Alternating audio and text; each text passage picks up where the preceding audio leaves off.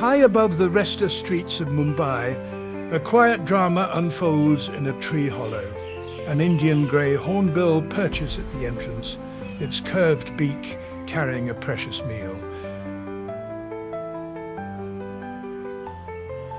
Inside the dark cavity, a hungry chick waits, hidden from the chaos below.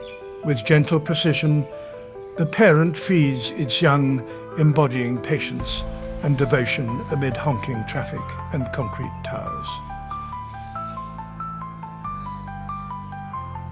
This fleeting moment reveals nature's resilience, wildlife adapting and thriving in the heart of a megacity. In the shade of an urban tree, ancient instincts continue, reminding Mumbai that it still beats to a natural rhythm.